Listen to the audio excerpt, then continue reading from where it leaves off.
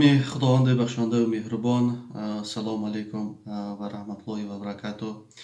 Бинандагони азизу гиромӣ, бо шумо ҳастам Шаруфдин Гадоев дар барномаи таҳлили бояд гуфт. мавзӯи имрӯзаи мо аз пулакӣ будани шоҳрои Душанбе ва Хуҷанд аст ки ширкати бо ном хориҷӣ ИРС ва дар асл ба яке аз домодҳои Эмомалӣ Раҳмон, президенти худхоҳандаи Тоҷикистон бо номи Ҷамолиддин Нуралиев, муовини якуми Бонки Миллии Тоҷикистон, шавҳари Озода Раҳмонова тааллуқ дорад. Ширкати ИРС соли 2009 дар ҷазираҳои афшории Вирҷиния кишвари Бритониё ба қайд гирифта шудааст ки ғайр аз Тоҷикистон дар ягон нуқтаи дунё кор фаъолият намекунад. Як-ду сухан дар бораи ширкатҳои афшорӣ гӯям. Барои ба қайд гирифтани ширкатҳои афшорӣ дар минтақаҳои афшорӣ аз 300 то $1000 лозим аст ки ширкати шуморо дар ин минтақаҳо ба қайд гиранд. Ҳар давлате ки худро эҳтиром мекунад ҳеҷ гоҳ бо ин ширкатҳо шартнома намебандад, чунки ин ширкатҳо бештар аз пардохти андозҳо мегурезанд. фаъолияти ин ширкатҳоро касе тафтиш намекунад ва баъзеҳояшон бо пӯшӯӣ машғул ҳастанд ки бо номҳои ширкатҳои ҳатто машиникҳо ё қаллобҳо низ маъруф ҳастанд дар Аврупо. Соли 2009 ки ин ширкат як рӯзам фаъолияти дар масъалаи роҳҳо накардааст, ин ширкат лоиҳаи шартномаи худашро ба ҳукумати Тоҷикистон пешниҳод мекунад ва ҳукумати Тоҷикистон бидуни баҳсу баррасӣ ин шартномаро қабул мекунад ва зери ин шартнома президенти худхоҳандаи Тоҷикистон Эмомалӣ Раҳмонов имзо мегузорад ва барои ратификатсия намудан бо ин шартнома ба парлумони Тоҷикистон мефиристад. Маҷлиси парлумони Тоҷикистон бошад дар шакли махфиёна, яъне зери сирри давлатӣ баргузор мешавад. худи ҳамин амал зидди қонунӣ ҳаст. Дар ин ҷо ягон сирри давлатӣ нест. Як шартномаи иқтисодӣ аст ки байни як ширкати хориҷӣ баста шудагӣ аст ки бояд ба таври кушоду равшан лоиҳаи шартнома баҳсу баррасӣ шавад ва ба кӣ тааллуқ доштани ин ширкати хориҷӣ зери кадом шарту шароитҳо гуфта шавад ба мардум, чун мардум ба ин ҳақ доранд. Азбаски ин ба домоди Эмомалӣ Раҳмон тааллуқ дорад, ин шартнома бар зидди манфиатҳои давлату мардуми Тоҷикистон ҳаст, ба таври махфиёна дар ҷаласаи парлумон баргузор мегардад. ҷолибтараш ин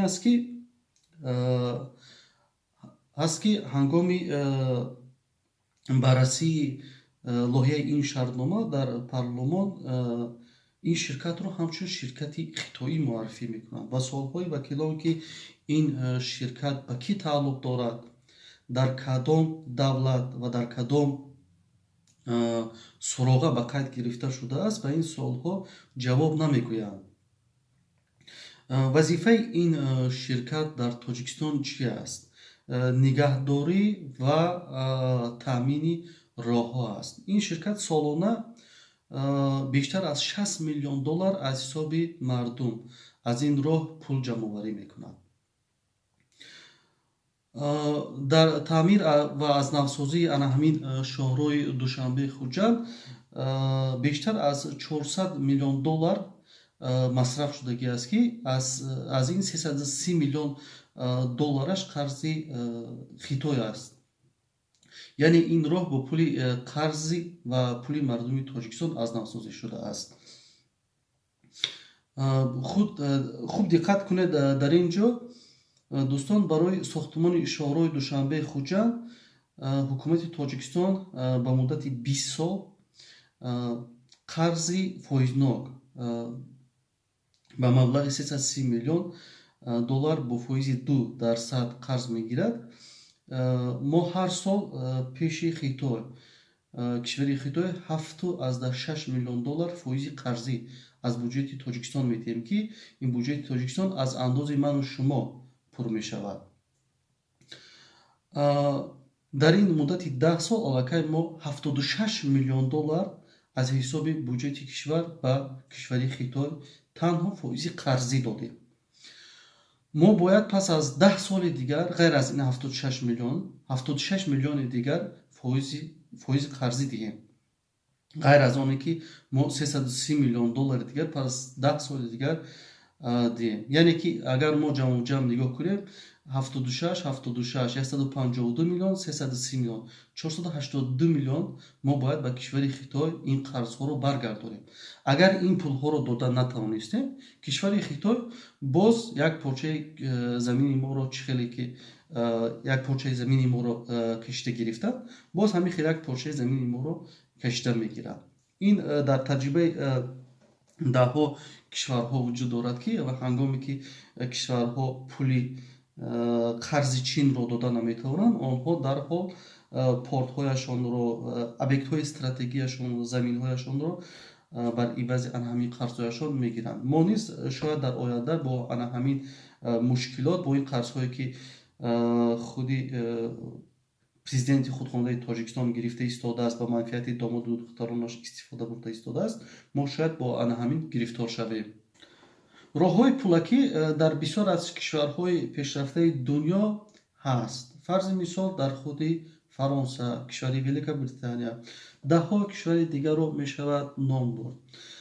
дар ин кишварҳо ширкатҳои хусусӣ аз ҳисоби буҷети худашон роҳ месозанд, роҳи иловагӣ. як роҳ вуҷуд дорад, онҳо меоянд як роҳи алоҳидаро аз сифр гирифта бунёд мекунанд, аз оғоз, ки ин роҳ тааллуқ дорад ба ҳанамин ширкат.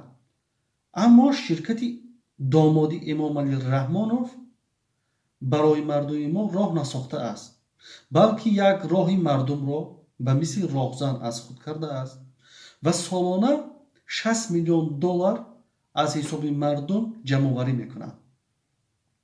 дар ин муддати 10 сол бештар аз 600 миллион доллар аз мардум бо роҳи зӯроварӣ ҷамъоварӣ кардааст. шумо медонед ин пули кам нест барои Тоҷикистон. 600 миллион доллар хеле пули калон аст. бо ин 600 миллион доллар мешавад 600 километр роҳи нав бунёд кард. ин 600 миллион доллар 27% буҷети Тоҷикистон аст. аммо домоди Раҳмонов ин роҳро ба таври зӯроварӣ аз худ кардааст ва дорад аз мардум бо роҳи зӯроварӣ пул ҷамъоварӣ мекунад. ин ягона шоҳроҳе ҳаст ки Душанберо бо Хуҷанд мепайвандад. мардум дигар роҳи иловагӣ надоранд. мардум дигар роҳи надоранд ки худашонро аз Душанбе ба Хуҷанд, аз Хуҷанд ба Душанбе расонанд. бидуни роҳи алтернативӣ ва мардумро дар як ҳолате қарор доданд ки ва мардум маҷбур ҳастанд ки аз ин роҳ гузаранд. ва ин ҳам аз ҳисоби пули мардум ва аз ҳисоби қарз. ва қарзам аз ҳисоби буҷети давлат. аз ҳисоби буҷети давлат мо пул медиҳем. аммо даромади инро, фоидаи инро домоди Эмомалӣ Раҳмонов, Ҷамолиддин Нуралиев мегирад, домоду духтари Эмомалӣ Раҳмонов. ҳеҷ мақомотҳои дахлдор ҳақ надоранд ки ба фаъолияти домоди президент Эмомалӣ Раҳмонов дахолат кунанд. на прокуратура қудрат дорад, на дигар мақомотҳои дахлдор ки гӯянд ки ин коррупсия аст, ин ғорат аст, ин дуздӣ аст, ин чаповули мардум аст. ҳеҷ яке аз ин мақомот ҳаққи дахолат кардан ба фаъолияти ин ширкати хусусӣ надорад. ин ширкати хориҷии байналмилалӣ. пеш аз оне ки ин ширкат ба Тоҷикистон биёяд, ин ширкатро гуфтанд ки ин дар даҳҳо кишварҳои дигар таҷрибаи кору фаъолият дорад. чӣ хеле ки ҳуҷҷатҳо нишон медиҳад, ҳатто як рӯзам фаъолияти кориро дар ин самт надоштааст.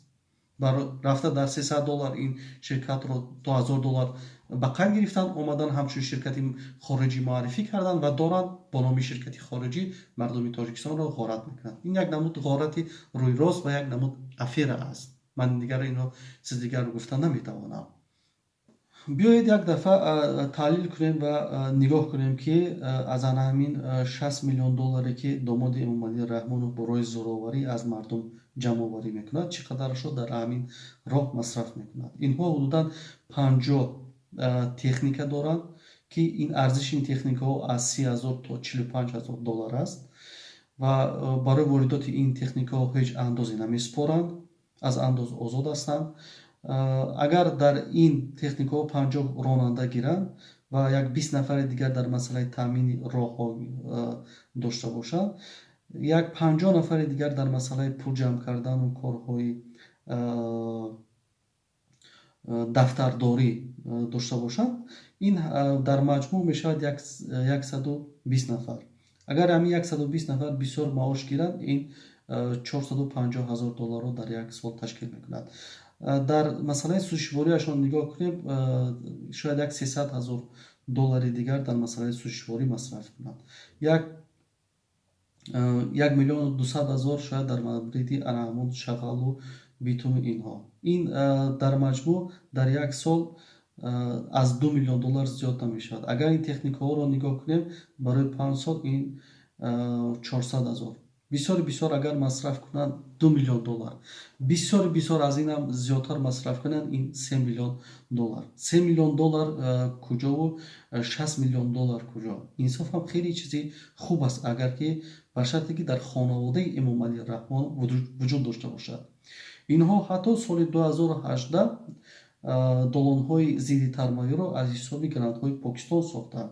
این گرانت‌ها را میشد که در سمت راه شهرهای جرگتان و دوشنبه مصرف کرد که خیلی خطرناک هستند، در آنجا ترمفاری هم خیلی زیاد است، یا در سمت کلاب و خاروخ که در اینجا هم خیلی شغال و ترمفاری خیلی زیاد است. سال 2015 باشد حکومت تاجیکستان با جمهوری اسلامی ایران در حجم 9 میلیون دلار شرطنامه برای تعمیر نقبی استقلال بست که 39 میلیون دلارش گرانت از حساب جمهوری اسلامی ایران بود، دیگرش از حساب بودجه کشور تاجیکستان. اگر این همه از نوسازی و حساب گرانت ها باشد، پس این شرکت چیکاره است در تاجیکستان؟ سالانه بیشتر از 60 میلیون دلار از مردم جمع آوری میکنند.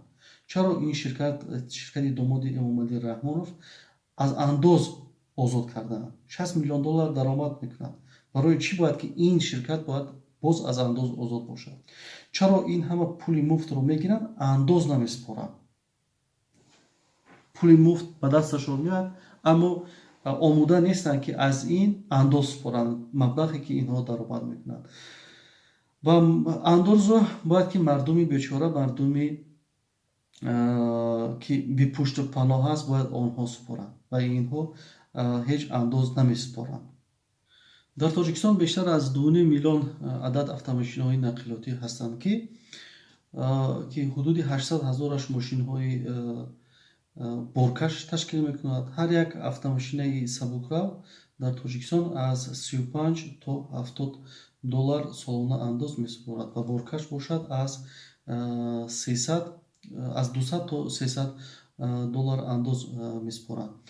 به حساب میانه یا به حساب کم اگر ما گیریم، به حساب میانه 300 میلیون دلار در یک سال جمع آوری کرده میشود. به حساب کم اگر گیریم 250 میلیون دلار در یک سال حکومت تاجیکستان از اندازهای نقلیات جمع آوری میکند.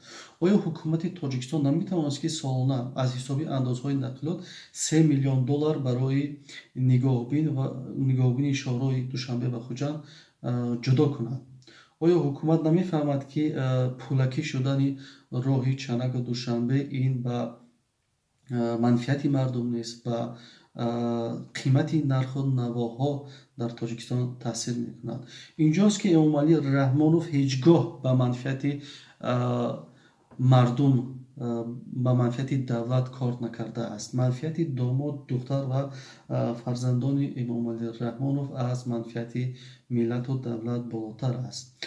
بارها مردم بر ضد این شرکت بین المللی داماد امامعلی رحمانov اعتراض کردند، اما اعتراض آنها به نتیجه انجام یافت. کسی به داد این مردمی بیچاره نمیرسد، چون در اینجا، در این جنایت، در این یک خیانت بزرگ، خود امام علی رحمانوف مستقیما دست دارد. خودش با این شرطنامه امضا کرد و خودش اجازت داد که مردم با این افیره، با این راه غارت کرده شود. من باور کامل دارم که با تغییر یافتن نظام دیکتاتوری خانوادگی یا نظام فسادکاری امام علی رحمانوف، مردمی عزیز ما، مردمی شریف ما از این راه پولکی خلاص می‌یابند و این راه بی پول خواهد شد و در خدمت مردم بی پول قرار خواهد گرفت. با امید روزهای آزادی مردمی شریف تاجیکستان از ظلم دیکتاتوری امام علی رحمانوف. در حفظ امان خدا باشید همدیاران عزیز، تا صحبت‌های دیگر.